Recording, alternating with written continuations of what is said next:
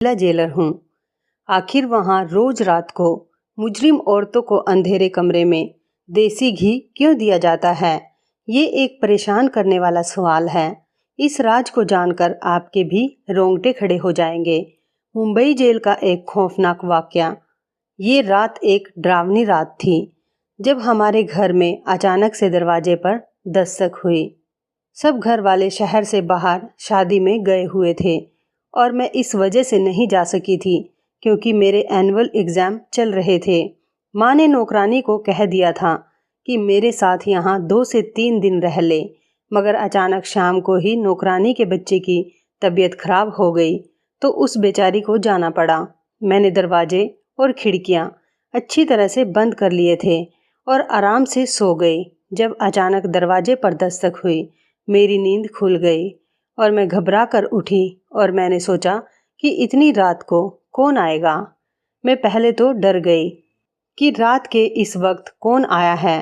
बाहर से किसी की आवाज़ आई, प्लीज़ दरवाज़ा खोलिए, मुझे मदद की बहुत ज़रूरत है, मैं ज़ख्मी हूँ, प्लीज़ दरवाज़ा खोलिए। इन दिनों वैसे भी शहर के हालात बहुत ख़राब चल रहे थे। मैं सोच में पड़ गई कि दरवाज़ा खोलूं या नहीं खोलूं।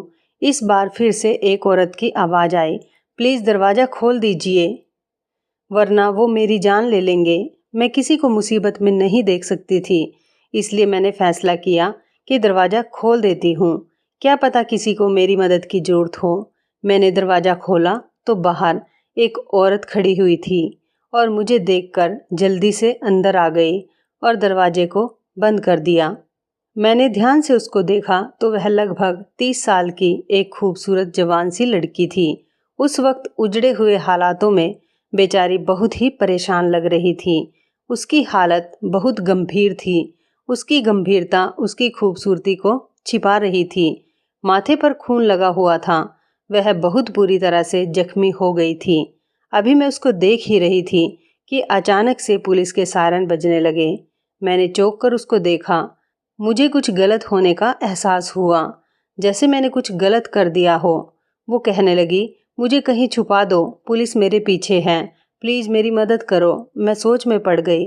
मुझे बहुत ही पछतावा हुआ कि मुझे इसको अपने घर में जगह नहीं देनी चाहिए थी और ना ही इसकी मदद करनी चाहिए थी। अगर पुलिस ने छापा मार लिया तो मैं भी इसके साथ जेल जाऊंगी। सायरन की आवाज़ धीरे धीरे करीब आती जा रही थी। मेरे दिमाग ने बिल्कुल भी काम करना बंद कर दिया था। मुझे समझ नहीं आ रहा था कि मैं क्या करूं। वो खुद ही घर के अंदर भागकर चली गई। मुझे होश आया तो मैं उसके पीछे भागी। वो कहने लगी कि अभी थोड़ी देर में पुलिस घरों की तलाशी लेना शुरू कर देगी। मुझे कहीं छुपने की जगह बता दो जहां मैं छुप सकूं। मैंने डरते हुए पूछा, कौन हो तुम और पुलिस क्यों तुम्हारे पीछे है? वो कहने लगी, तुम्हें भगवान का वास्ता, अभी मुझे छुपा दो कहीं भी, मैं तुम्हारे सारे सवालों का जवाब दूंगी। मैं कसम खाकर कहती हूँ कि मैं तुम्हें कोई नुकसान पहुँचाने के इरादे से नहीं आई हूँ और ना ही पहुँचाऊँगी। मेरा भरोसा करो। उसी वक्त बाहर से स्पीकर के जरिए ऐलान हुआ, ये खतरनाक महिला कैदी जेल से फरार हो गई है। अगर किसी ने उसे पनाह दी है तो वो खुद उसे बाहर निकाल दे, वरना अभी थोड़ी देर में पुलिस तलाशी लेना शुरू कर देगी। वो कहने लगी, देखो मुझे जल्दी से छुपाओ वरना मेरे साथ तुम भी मुसीबत में फंस जाओगी। उसकी बात सुनकर मैं जल्दी से छत पर उसको पानी वाली टंकी के पास ले गई। मैंने कहा, जहाँ भी छुपोगी पुलिस तुम्हें ढूंढ ही लेगी, इसलिए जान बचाने का एक हल यही है कि तुम इस पानी वाली टंकी के अंदर कूद जाओ। पानी ठंडा हो रहा था, लेकिन मेरी राय पर उस औरत ने मुझे यूँ देखा जैसे मेरा दिमाग खराब हो गया हो। इतने ठंडे पानी में मैं उसे कूदने की राय दे रही थी। मुझे लगा जैसे वो मुझसे कहेगी कि इतने ठंडे पानी में कूदने से तो बेहतर है मैं खुद को पुलिस के हवाले कर दूं। मगर अगले ही पल वह ढक्कन उठाकर टंकी में कूद पड़ी। मैं वहां से टंकी का ढक्कन बंद करके नीचे चली गई। 2 मिनट बाद ही मेरे दरवाजे पर दस्तक हुई। मैंने दरवाज़ा खोला तो मेरे सामने 2 महिला पुलिस और बहुत सारे आदमी और कुछ पुलिस वाले भी खड़े थे, जो दरवाज़ा खोलते ही अंदर घुसते चले आए। वो मेरे घर की तलाशी लेने लगे और महिला पुलिस अधिकारी मुझसे सवाल पूछने लगी, तुमने किसी को देखा तो नहीं? ये किसी को अपने घर में जगह दी हो। मैंने कहा, मैं तो अभी सोकर उठी हूँ और मुझे इस बारे में कुछ भी नहीं पता। आप किसकी तलाश कर रहे हैं? पुलिस वाले नीचे से तलाशी लेकर ऊपर छत पर आ गए तो मेरी जान को बनाई। मेरी सांस अटकने लगी कि कहीं इनको पता ना चल जाए कि वह औरत कहाँ है। मगर इतना मुझे यकीन था कि इनका ध्यान पानी वाली टंकी की तरफ नहीं जाएगा। मेरा अंदाजा बिल्कुल सही था और सही ही साबित हुआ। वो खाली हाथ नीचे चले आए। पहले वाला कहने लगा, मैडम जी, वो इस घर में नहीं है। मेरा ख्याल है कि वो इस इलाके से निकल गई है। बातें करते वक्त वो सब घर से बाहर निकल गए तो मैंने सुकून और चैन की सांस ली। उनकी आपस की बातों से पता चला कि वो मुंबई जेल से इस औरत को ढूंढते हुए यहाँ तक पहुँच गए।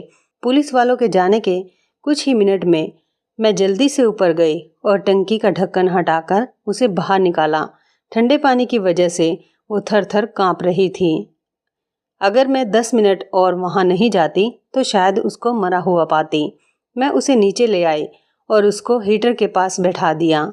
मैंने उसको अपने कपड़े दिए तो उसको थोड़ा होश आया। मेरे कपड़े बदलकर वो रजाई लेकर हीटर के पास बैठ गई। मैंने सोचा, अब अगर इसकी मदद कर रही हूँ तो बेचारी के लिए कुछ खाने पीने को भी ले आती हूँ। मैंने उसके लिए चाय बनाई और खाना गर्म करके उसके पास ले आई। न जाने क्यों उसके चेहरे को देखकर मुझे नहीं लग रहा था कि वो एक मुजरिम है। थोड़ी देर तक उसकी हालत में सुधार आ चुका था। अब मैंने उससे बात की शुरुआत की और कहा, आपको देखकर लगता तो नहीं कि आप मुजरिम हो, लेकिन पुलिस आपके पीछे क्यों पड़ी है और ये कह रही है कि मुंबई जेल से एक मुजरिम औरत फरार हुई है, तो क्या आप वाकई मुजरिम हैं?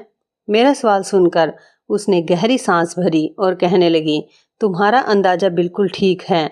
मैं मुंबई जेल की कैदी नहीं बल्कि वहाँ की जेलर हूँ। मैंने कहा, क्या? ये सुनकर कि वो मुंबई जेल की जेलर है, मेरे तो होश ही उड़ गए। एक जेलर के पीछे पुलिस, लेकिन क्यों? मैंने पूछा, आप जेलर होके मुजरिमों की तरह क्यों भाग रहे हो? तो वो कहने लगी कि बड़ी लंबी कहानी है, सुनकर क्या करोगी? मैंने कहा, देखिए, मैंने आपको अपने घर में जगह दी है, आपकी मदद की है। अब आपको भी अपनी कहानी मुझे सुनानी होगी, क्योंकि मैं ये सब आपसे इसलिए भी पूछ रही हूँ क्योंकि मैंने भी मुंबई की एक जेल में जेलर के लिए अप्लाई किया हुआ है। तो मुझे आपकी कहानी सुनकर मालूम हो जाएगा कि वहाँ के क्या हालात हैं। वो कहने लगी, ठीक है, अगर तुम्हें इतना ही जानने का शौक है तो ठीक है, तो फिर सुनो। मेरा नाम गौरी है और मैं एक बहुत अच्छे और इज्जतदार खानदान से ताल्लुक़ रखती हूँ। हम 2 बहनें और 2 भाई हैं। मेरे पिताजी मुंबई के थाने में हवलदार थे।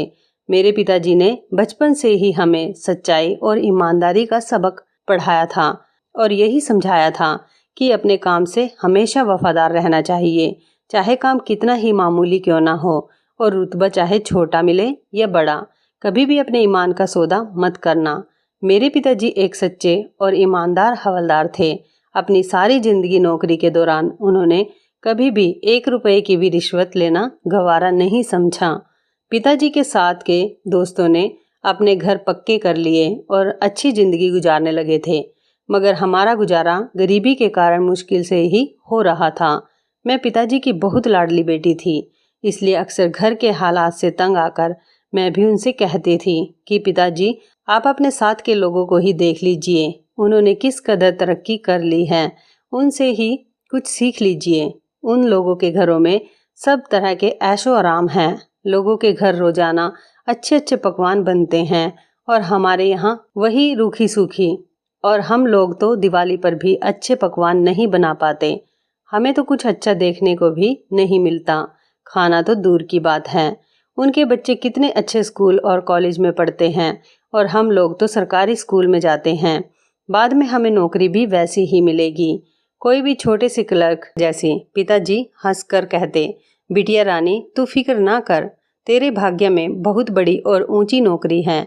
मैं मजाक मजाक में कहती, क्यों पिताजी, क्या मैं मुंबई जेल की जेलर बनूंगी? पिताजी कहते, तो इसमें इतनी हैरानी वाली क्या बात है? तू अच्छे नंबरों से परीक्षा सब पास कर लेगी तो लग जाएगी। और मैं हंसकर कहती, पिताजी, आप भी किस जमाने में जी रहे हैं? मेरी सिफारिश होगी तभी तो किसी नौकरी पर लगूंगी, वरना पैसे देकर नौकरी करने वाले तो हमारे हालात ही नहीं। पिताजी ने गुस्से से कहा, ना रिश्वत और ना ही सिफारिश। कभी भी जिंदगी में इन दोनों चीज़ों की तरफ झुकने का सोचना भी मत। मेरे पिताजी का तो वो हाल था कि वो ईमानदारी और फ़र्ज पर अपनी जान दे सकते थे। मेरी बहन स्कूल में पढ़ाने लग गई और बड़ा भाई पिताजी के रिटायर होने के बाद उनकी जगह लग गया। मैंने अपना एक मकसद बना लिया था कि मुझे भी मुंबई की जेल का जेलर बनना है और इसके लिए मैं जी जान से टेस्ट की तैयारी करने लगी थी और टेस्ट भी दे दिया। मुझे उम्मीद थी कि मेरी नीयत अच्छी है तो मेरी विनती भी सुनी जाएगी और ऐसा ही हुआ। मैं मुंबई की जेलर सेलेक्ट हो गई। वो दिन मेरी ज़िंदगी का सबसे हसीन दिन था। मेरे सारे ख्वाब पूरे हो गए थे। मैं बहुत खुश थी, जैसे मुझे ज़िंदगी की सबसे हसीन खुशी मिल गई हो। मेरा सपना सच हो गया था। पिताजी ने इस मौके पर सिर्फ यही कहा कि जेल में अलग अलग तरीके की परेशानियां तुम्हारे सामने आएंगी, बस ख्याल रखना, ईमानदारी से अपनी ड्यूटी को अंजाम देना। मैंने अपनी ड्यूटी संभाल ली।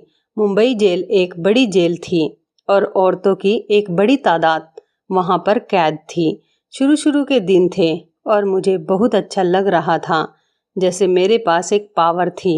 मैं वहाँ सैल्यूट करती तो मेरा सीना फक्र से चौड़ा हो जाता था। गौरी यहाँ तक की कहानी सुनाकर चुप हो गई। मुझे उनका यूं चुप होकर रुक जाना बेचैन कर गया। मैं उनकी कहानी में यूं खो गई थी कि मुझे ऐसा महसूस हो रहा था कि जैसे ये सब मेरे सामने हो रहा हो। मैंने बेचैनी से कहा, गौरी फिर क्या हुआ, आगे बताइए ना। वो सांस लेकर दोबारा से शुरू हो गई तो मुझे तसल्ली हुई। वहाँ औरतों को उनके जुर्म के मुताबिक कैद किया गया था। रोज़ सवेरे 6 बजे जेल के दरवाजे खोल दिए जाते थे। उसके बाद औरतें नाश्ता करती और उसके बाद उनसे काम शुरू करवा दिया जाता था। कुछ औरतें चक्की पीसती थीं, कुछ सिलाई करती थीं और जो नौजवान लड़कियां थीं उनको पढ़ाया लिखाया जाता था ताकि वह वहां से निकलने के बाद कुछ बनकर निकले। शाम को सूरज डूबता और जब रात होने को आती उनको खाना दिया जाता और उनको वापस जेल में भेज दिया जाता। शुरू शुरू के दिनों में इतना अंदाज़ा नहीं हुआ कि यहाँ किस किस के ग्रुप बने हुए हैं, मगर धीरे धीरे मुझे पता लग गया कि किस औरत ने किसके साथ और क्यों दोस्ती कर रखी है। जैसे फिल्मों में दिखाया जाता है कि एक जेल उससे कहीं बढ़कर खौफनाक होती है। औरतें जो बहुत खतरनाक जुर्म के नतीजे में पकड़ी गई थी उनको अलग अलग सेल में रखा जाता था। मुझे अपना काम करने में ज़्यादा दिलचस्पी नहीं होती थी। लगता था जैसे इन लोगों को तो पहले से ही काम करने की आदत नहीं थी, मगर मैं तो रोज़ाना पिताजी से ईमानदारी का पाठ पढ़कर आती थी, इसलिए न सिर्फ खुद काम करती बल्कि अपने साथ के लोगों को खूब दौड़ाया करती थी। मैं अपनी नरम दिली की वजह से औरतों में बहुत मशहूर हो गई, जिसकी वजह से वहाँ की सभी औरतें मुझे बहुत पसंद करने लगी और मुझसे बहुत खुश रहने लगी। औरतें बताती थी कि मुझसे पहले जो जेलर थी वो काम धाम तो कुछ नहीं करती थी, बस रोब झाड़ती रहती थी और बगैर किसी वजह के जिसको मर्जी मारती पीटती थी। मैंने सभी पुलिस कर्मचारियों को कह दिया था कि किसी भी औरत पर कोई हाथ नहीं उठाएगा। अगर किसी ने भी ऐसा किया तो मुझसे बुरा कोई नहीं होगा। एक दिन मैं राउंड पर गई तो एक औरत ने रोते हुए मुझे बताया कि लेडी कांस्टेबल ने आज किसी वजह के बगैर थप्पड़ मारा है। मुझे सुनकर बहुत